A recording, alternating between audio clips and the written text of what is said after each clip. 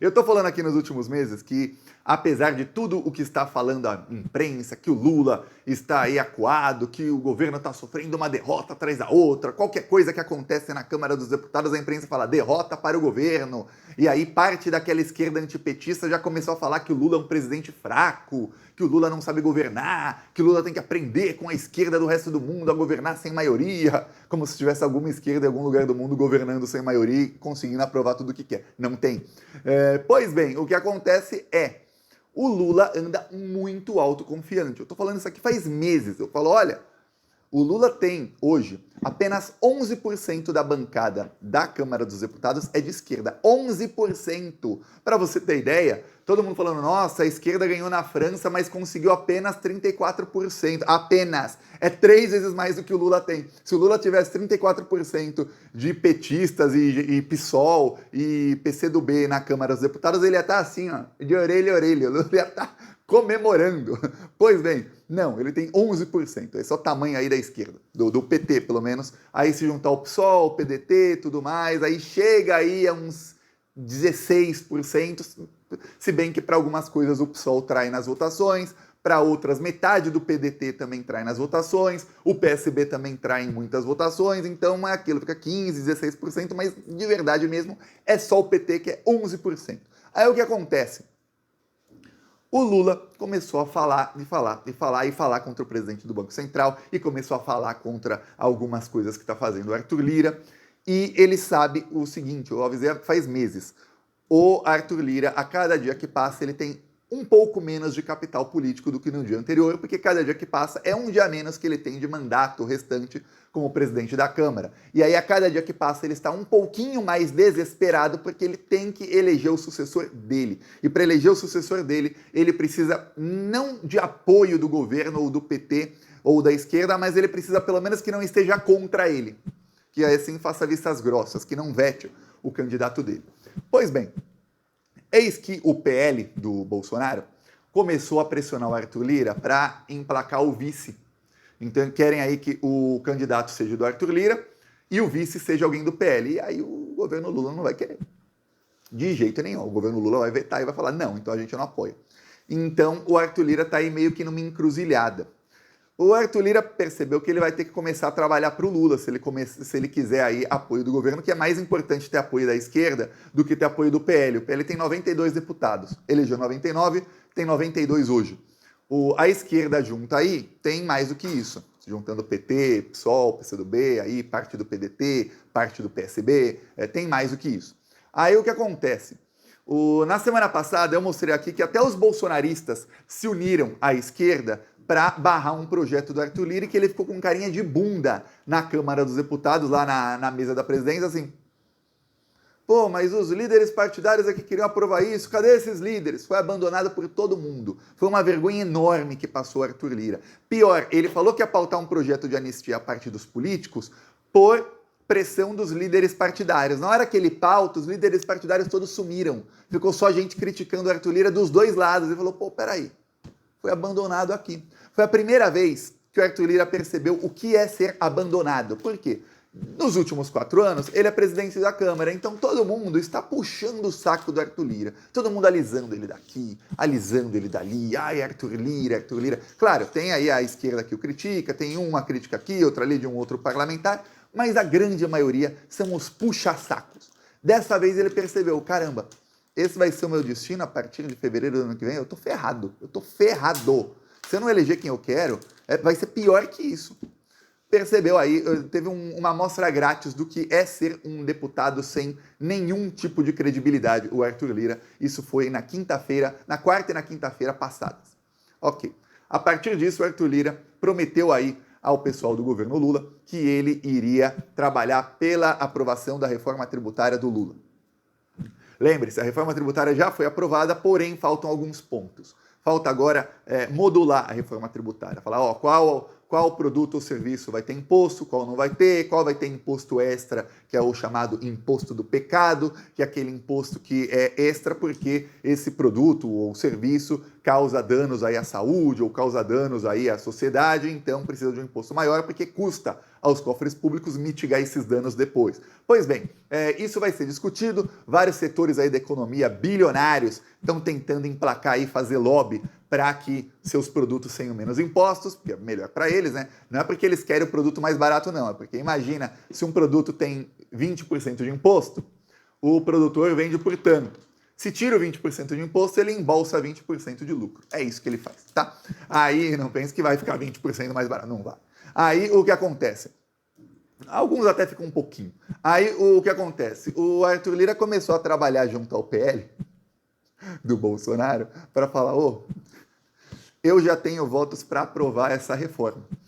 Mas eu posso aprovar essa reforma com vocês do PL junto, no mesmo barco, no barco vencedor, ou com vocês no barco perdedor. Só que se vocês estiverem no barco perdedor, lá na frente vocês vão ter um problema maior com o governo Lula. Porque lá na frente, quem quer que assuma aí no meu lugar, vai fechar com o Lula e não vai fechar com vocês, porque vocês estão barrando aí a pauta econômica. E o Lula, ele só faz o toma lá da cá em pauta econômica. Qualquer outra coisa, o governo Lula já lavou as mãos. Não tenho maioria, não é nem que eu tenho minoria, eu não tenho quase nada no Congresso Nacional hoje. Então não tem como eu ficar aí entrando em briga por pauta que não é econômica. O que importa, que é o que o Lula sabe que ele precisa para se reeleger e para eleger uma bancada boa em 2026, é a pauta econômica. Aí, o PL tinha uma restrição, que é o seguinte: Jair Messias Bolsonaro. O Bolsonaro não quer. Tudo que seja bom para a população, o Bolsonaro é contra. Porque o Bolsonaro está naquela do quanto pior, melhor. Quanto pior estiver o Brasil, melhor para o Bolsonaro, mais chance ele tem de voltar aí, de alguém aí bolsonarista ser eleito, e ele estando preso, um bolsonarista eleito vai dar o indulto para ele vai ser solto. Esse é o pensamento único do Bolsonaro. Tentar não ser preso. 2, se eu for preso, alguém vai me dar o indulto. É só isso que pensa ele. Ok. O problema é que o PL não está com esse pensamento, não. Eles não estão na iminência de serem presos, os líderes partidários do PL. Não estão. E aí, o que acontece? O Arthur Lira começou a negociar com ele. O Arthur Lira fazendo trabalho de funcionário do Lula, viu? Vou colocar um quadro aqui na parede, funcionário do mês, uma fotinho do Arthur Lira assim, com cara de bunda, né? Porque ele está trabalhando para o Lula sem querer trabalhar para o Lula. Não é que ele está lá empenhado porque ele gosta do Lula, é que ele está numa encruzilhada. Então, funcionário do mês, Arthur Lira. O Arthur Lira já convenceu o PL, já saiu notícia aí, saiu no portal Metrópolis e saiu no Globo, que a reforma tributária deve ser aprovada aí nessa semana, no mais tardar na semana que vem, mas o Arthur Lira vai querer a toque de caixa para que seja nessa semana. Ele quer mostrar serviço para o Lula. Arthur Lira é igual aquele novo funcionário que chega na empresa e fala: eu vou mostrar serviço, eu vou mostrar aqui que eu sou bom. Quem diria, né? E ele quer aí até o final dessa semana, e ele não quer apenas aprovar. Lembre-se, a reforma precisa de 308 votos. Hoje, estima-se que já há, pelo menos, na pior das contas, 320 a favor da reforma. Só precisa decidir ali uma coisa ou outra, mas tem 320 a favor. Mas o Arthur Lira quer mais. Ele quer aprovar a reforma com 420 votos. Para isso, ele precisa de pelo menos uns 40 votos no PL. PL do Bolsonaro. O Bolsonaro está fazendo textão contra a reforma tributária aí já faz semanas. Eu cheguei a mostrar aqui na semana passada um story que o Bolsonaro fez lá no Instagram dele, dizendo: olha, o Lula vai taxar a picanha, como se hoje você comprasse picanha com 0 imposto. Já é taxada. Já é taxada. O Lula vai taxar a cerveja, porque já tem imposto na cerveja. É fake news do Bolsonaro, né? E você vê que as agências de checagem, nada. Esses órgãos aí, Supremo Tribunal Federal, que são contra as fake news, nada. Quando o Bolsonaro bate com fake news no STF, aí a justiça vai para cima dele. Quando ele bate no Lula com fake news, aí nada. Deixam ele fazer o que ele quer. Aí, o Bolsonaro já usou aí eu mostrei aí no vídeo ontem, até o FMI, o Bolsonaro recorreu para criticar o Lula, dizendo que, olha, o FMI diz que a reforma tributária do Brasil é um exemplo. Se o FMI está falando isso, o Lula está no lombo do pobre, o Lula quer acabar com os pobres. Aí o Bolsonaro já deu um apito de cachorro para o Campos Neto, dizendo que o Banco Central deveria taxar o Pix, porque aí ferra o Lula. Então o Bolsonaro, ele está usando nas últimas semanas todas as atitudes do Campos Neto, que é indicado por ele, amigo dele, ministro dele. Ministro, eu digo, não foi ministro do Bolsonaro, mas ele fazia parte de um grupo de WhatsApp chamado Ministros do Bolsonaro. Aí o Campos Neto está sabotando o governo Lula com apoio da imprensa. A imprensa gosta que o governo Lula fique mais enfraquecido, porque quanto mais enfraquecido tiver o governo Lula, maior a necessidade do Lula ter que fazer frente ampla e escutar aí o mercado financeiro. Esse é o pensamento da imprensa. Por isso que a imprensa também sempre mantém aí a extrema-direita com alguma relevância e sempre faz vistas grossas aos discursos nazifascistas da extrema-direita. Esse final de semana na CPEC, que é o evento nazista lá da Internacional Nazista, que teve em Balneário Camboriú, o Tarcísio falou aí, fez um discurso aí bem, olha, bem fascista mesmo o discurso do Tarcísio, bem perigoso, e a Globo falou que era um discurso linha dura. Que eles sabem que o termo linha dura, a classe média adora, fala, ó, linha dura, tem que ser linha dura mesmo. Fascista, foi fascista, não foi linha dura. Mas eles normalizam, afinal o Tarcísio se reúne com o Campos Neto, com os donos da Globo, amiguinho, ele é o candidato oficial da Globo para 2026. Inclusive eu já falei aqui qual é o plano, hein? Estou falando há meses. Anota que você... Engraçado, eu estou falando muito antes dos encontros do Tarcísio com a cúpula da Globo. E quem é plantonista vê que eu falo e acontece. O plano é Bolsonaro preso, Bolsonaro obrigado aí a fazer campanha para o Tarcísio, ele, os filhos e o bolsonarismo todo, desesperados para o Tarcísio ganhar. Tarcísio 2026, Tarcísio ganha e ele pode dar o induto para o Bolsonaro. É esse o plano. Esse é o plano de todo mundo. A parte do Bolsonaro preso, tô junto, hein? Até que façam campanha junto, só que vão perder a eleição do Lula. Essa parte que é o ponto fora da curva aí para eles.